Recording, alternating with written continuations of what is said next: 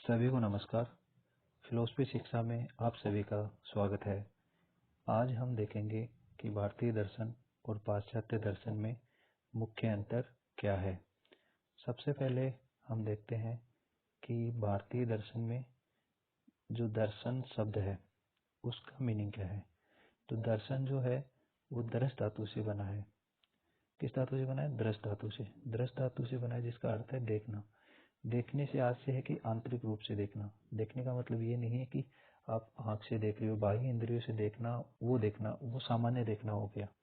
लेकिन जो दर्शन में जो देखने का आशय है दृष्ट धातु से, जिस दर्शन से एक पर्टिकुलर वर्ड बना है वो किससे बना है? दृष्ट धातु से, जिसका मीनिंग है कि आंतरिक रूप से किसी चीज को देखना। जैसे व्यक्ति अपने आप को खुद को देखे, अंदर इंटरनल जो उसकी सेंसेस हैं उनके आधार पर देखे कि यार मेरा उद्देश्य क्या है जीवन का, मैं क्या हूँ, ये उसके क्वेश्चन उसके मन में राइज हो। तो वो एक तरीके से जैसे बोलते हैं ना आत्म, उसको इनलाइटमेंट हो गया। वो इनलाइटमेंट ही क्या है? दर्शन है। जिसमें क्या होता है कि भाई तत्वों का साक्षात्कार, जैसे कि सत्य क्या है, तो ये क्या है? तत्व है। तो इसका केवल यही नहीं कि सैद्धांतिक रूप से पता चल गया कि सत्य क्या है, लेकिन उसके साथ साथ उस सत्य की अनुभूति भी हो। ठीक है। तो ये भारतीय दर्शन में इसकी बात करते हैं। अब मेजरली भारतीय दर्शन को क्या है, दो रूप में माना जाता है कि एक तो क्या है भारतीय दर्शन क्या है? आस्तिक है, ऑर्थोडॉक्स, और दूसरा क्या है? नास्तिक है। ठीक है। और नास्तिक और आस्तिकता का आधार क्या है? वेद है। ठीक है।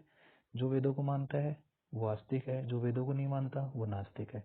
अब भारतीय दर्शन में क्या होता है कि जैसे न्याय विशेषित हो गया, सांख्य, योग, मीमांसा और वेदांत, षड दर्शन भी बोलते हैं, ये क्या है? आस्तिक दर्शन है। ठीक है। उसके बाद में है चारवाक, बौद्ध और जैन, जिन्हें क्या है? नास्तिक दर्शन भी कहा जाता है। क्यों कहा जाता है? क्योंकि ये वेद की सत्ता को नहीं मानते हैं। तो ये मोटा मोटा भारतीय दर्शन के बारे में एक रूपरेखा हो गई, जिसमें दर्शन शब्द का हमने अर्थ बताया है, जो दर्श धातु से बना है, जिसका मीनिंग है देखना। और देखने का मतलब बाह्य इंद्रियों से नहीं, आंतरिक इंद्रियों से, इंटरनल जो सेंसेस हैं उनके आधार पर देखना। आगे बढ़ते हैं अपन अब। फिर आगे है पाश्चात्य दर्शन। पाश्चात्य दर्शन के बारे में अपन देखेंगे। उससे पहले ये देखेंगे कि भाई जैसे पाश्चात्य दर्शन में अपन बोलते हैं एक फिलोसॉफी। ठीक है। फिलोसॉफी, फिलोसॉफी में जो है फिलोस, फिलोस का जो मीनिंग होता है वो प्रेम, और सोफिया का मतलब होता है ज्ञान। मतलब इसको क्या बोल सकते हैं अपन? ज्ञान से प्रेम। हुआ ये कि भाई पाश्चात्य दर्शन में जो जो फिलोसॉफी का जन्म हुआ वो क्या है? मनुष्य के सामने बहुत सारी चीजें उनको दिखी कि यार जगत है, लोगों ने उन्हें बताया कि ईश्वर है। ठीक है। उनको वो सब बता रहे थे। तो इसमें ये हुआ कि भाई मनुष्य की क्या है? जिज्ञासा को कैसे शांत किया जाए, उसके रूप में इसका उद्भव हुआ, फिलोसॉफी का उद्भव हुआ। इसके लिए वहाँ पे फिलोसफी दर्शन हुआ। नॉर्मली अपन फिलोसॉफी जो पाश्चात्य दर्शन का मीनिंग ये है, नॉर्मली अपन यूनान से लेते हैं। ठीक है। और यूनान में बोला भी जाता है कि यूनान का जो लैंड था इतना फर्टाइल है या था उस टाइम पे, कि वो बोलते हैं कि भाई वर्ल्ड में, संसार में कोई भी जो ज्ञान है ना उसका ओरिजिन, ठीक है, बिना यूनान की धरती के संभव ही नहीं है। मतलब ऐसी कोई चीज नहीं है जहाँ जिसके बीज यूनान से नहीं जुड़े हुए हो। तो ये इतना कॉन्फिडेंस रखते थे अपनी फिलोसफी, अपने ज्ञान और अपनी साइंस सब चीज़ों पे। ठीक है। तो ये मेजरली डिफरेंस हो गया। वैसे तो हर देश या फिर हर राष्ट्र की क्या है एक अपनी फिलोसफी होती है, पर अपन क्या है मेजर, जैसे ऐसे तो कन्फ्यूशियस है वो चाइना की फिलोसफी है, पर उसको किस में डाले अपन? तो अपने अपन सिलेबस के अकॉर्डिंग यूपीएससी, यूपीपीसीएस, पीसीएस वगैरह में मेजरली दो भागों में बांटते हैं इसको, भारतीय दर्शन और पाश्चात्य दर्शन। ठीक है। अब इसमें अपन देखते हैं कि भाई इसमें मुख्य अंतर क्या क्या है। अब भारतीय दर्शन और इसकी बात करते हैं, ये भारतीय दर्शन और पाश्चात्य दर्शन। ठीक है। सबसे पहला मेजर डिफरेंस है कि भाई ये दर्शन, जो भारत में जो दर्शन उत्पन्न हुआ ना और जो वेस्टर्न में जो फिलोसफी उत्पन्न हुई, उन दोनों के उत्पन्न होने का आधार क्या था? ठीक है। तो भारत में तो अपन ने देखा कि भाई दर्शन का आरंभ जो है जीवन की समस्या को हल करने के लिए हुआ। मतलब व्यक्ति क्या है, उसने सोचा कि यार मनुष्य और ये जो जानवर है इन दोनों में डिफरेंस क्या है, क्योंकि 2-3-4 हजार साल पहले मनुष्य भी तो एक तरीके से वनमानुष टाइप ही जीवन जी रहा था। फिर उसका इवोल्यूशन कैसे हुआ? जैसे जैसे मनुष्य सोचा तभी तो आज इतना, आज वो जो अपन पहन, जो भी अपने पूर्वज थे वो उस तरीके की ड्रेसेस पहनते थे, हंटिंग करते थे। उनसे आगे बढ़कर आज अपन एआई, आर्टिफिशियल इंटेलिजेंस और वो आगे बढ़ चुके हैं टेक्नोलॉजी के मामले में। लेकिन जैसे मधुमक्खी का छत्ता है, वो तो 1000 साल 10,000 साल पहले भी वैसा ही था और आज भी वैसी है, उसका तो कोई इवोल्यूशन नहीं हुआ। वो तो वैसा कि वैसे, बंदर वैसे ही है, पेड़ों पे रह रहा है, उसने घर नहीं बनाए अपने। मनुष्य एकमात्र है जिसने चिंतन किया और आगे बढ़ा। ठीक है, उसके सामने समस्या आई तो उसने ये चिंतन पर करना प्रारंभ किया। दूसरी तरफ फिलोसॉफी। अब भाई वेस्टर्न में फिलोसफी का उद्भव कैसे हुआ, उसके पीछे सबसे बांध के उन्होंने, जैसे ही मनुष्य ने क्या है, जितने भी बौद्धिक वर्ग थे या सब थे, उन्होंने देखा कि यार ये जगत क्या है, मैं इस धरती पे बैठा हूँ, ये क्या है, ये कहाँ से आया है, ये ईश्वर की बातें लोग कर रहे हैं, चर्च पादरी ये समझा रहे हैं, ये क्या है, ईश्वर क्या है, जगत क्या है, और ये आत्मा की बातें कर रहे हैं ये पादरी वगैरह, ये क्या है। तो उन्होंने क्या है, जो वो चीजें अपने समाज में देखी, उनको उत्सुकता हुई उसको जानने की, और आज से भी हुआ कि कैसे जाने इसको। तो इसके लिए उन्होंने फिलोसफी का मार्ग अपनाया। ठीक है, अब दूसरा मेजर डिफरेंस है इसमें लक्ष्य के आधार पे। अब जैसे भारतीय दर्शन में क्या लक्ष्य है भारतीय दर्शन का, तो भारतीय दर्शन जो है ना, दर्शन जो है एक गाड़ी है जिस पे बैठ के अपन क्या करते हैं, मतलब ये साधन है जिस पे बैठ के अपन मोक्ष धाम तक जाते हैं। ठीक है, मतलब मोक्ष की प्राप्ति के लिए क्या है, एक गाड़ी है, एक साधन है ये दर्शन, भारत के परिप्रेक्ष्य में। ठीक है, एक साधन के रूप में इसकी हम प्राप्ति करते हैं। दूसरी तरफ पाश्चात्य दर्शन में क्या है, ये साध्य है। वो बोलते हैं कि यार मेरे को ज्ञान चाहिए, मेरा साधन, मेरी साध्य यही है, मुझे पता होना चाहिए कि जगत कैसे बना। वो केवल क्या है, सैद्धांतिक चीज़ों पे बात करते हैं। वो उनको उनको किसी चीज़ से मतलब नहीं है, उनको ये मतलब है कि यार मेरी जो मेरे को डाउट हुआ है, मेरे दिमाग में भी आया है, तो मुझे उसका क्लियरिफिकेशन होना चाहिए। इससे आगे वो नहीं बढ़ते हैं। लक्ष्य के आधार पे दोनों में मेजर डिफरेंस हो गया। भारतीय दर्शन इसको साधन के रूप में मानता है, पाश्चात्य दर्शन इसको साध्य मानता है। ठीक है, अब आते हैं आधार। आधार क्या है इसका, जैसे बेसिक फंडामेंटल क्या है। जैसे भारत में अपन पढ़ते हैं कि भाई जैसे षड दर्शन के सभी लोग कहीं ना कहीं धर्म से जुड़े हुए हैं, एक आध्यात्मिकता से जुड़े हुए हैं। और वेस्टर्न जो फिलोसफी है उसमें कहीं ना कहीं क्या है, वैज्ञानिक पद्धतियों पर आधारित है। जैसे जितने भी फिलोसफर आप देख लीजिए, जैसे डेकार्ट देख लो, स्पिनोजा, ये सब क्या है, मैथमेटिशियन थे, और इन्होंने क्या है, विज्ञान को आधार माना है, लॉजिक से प्रूव करने की कोशिश की हर चीज को। और भारतीय दर्शन क्या है, इन सबसे आगे है। ठीक है, तो आधार के जो बेसिक फंडामेंटल है वो क्या हो गया, भारत में क्या है, धार्मिकता हो गई, रिलीजन हो गया, या फिर स्पिरिचुअलिज्म हो गया। और वेस्टर्न में क्या हो गया, साइंस हो गई उसके पीछे। ठीक है, चौथा मेजर डिफरेंस क्या है इसमें, विश्वास। अब देखो भारतीय दर्शन में जो है ना, वो क्या है, स्वर्ग और नरक की या स्वर्ग नरक की या परलोक की बात करते हैं। मतलब दिस वर्ल्ड की तो बात करते ही है, भारतीय जो दार्शनिक है वो दिस वर्ल्ड की भी बात करके, ये संसार है, इसमें कैसे जो दुख आए हैं आपके पास उनको कैसे निवारण किया जाए, उसके साथ साथ वो स्वर्ग और नरक की बात करते हैं। ठीक है, और इसके विपरीत अगर देखें अपन पाश्चात्य में, तो वो क्या बोलते हैं कि भाई दिस वर्ल्ड की बात करो, हमें नहीं पता, हमने नहीं देखा स्वर्ग और नरक क्या है। ठीक है, हम इस संसार को जानते हैं, इसकी बात कर सकते हैं हम केवल। तो विश्वास के आधार पर, बिलीफ के आधार पे क्या हो गया, भारतीय क्या इस वर्ल्ड की भी बात करते हैं और आउटर वर्ल्ड की भी बात करते हैं, जिसको अपन क्या बोलते हैं, स्वर्ग और नरक सामान्य बोलचाल में। और वो क्या मानते हैं पाश्चात्य दार्शनिक, वो दिस वर्ल्ड की बात करते हैं कि भाई इस संसार में है, मुझे आज का पता है, मुझे इस ज्ञान का पता है, उसके अलावा मुझे कुछ नहीं पता। अब देखते हैं कि भाई छठा पॉइंट क्या है इसमें, झुकाव। जैसे भारतीय दर्शन का झुकाव किस तरफ है, तो भारतीय दर्शन में जो है ना, वो बोलते हैं कि भाई अब मतलब कैसे इवोल्व हुई फिलोसफी, जो दर्शन है भारत का, वो बोलते हैं कि यार देखो संसार में है ना दुख ही दुख है। ठीक है, संसार में क्या है, दुख ही दुख है। और जो पूरा अभावात्मक माना, मतलब कोई भाव नहीं है संसार में, कोई किसी से किसी को मतलब नहीं है, दुख हो रहा है।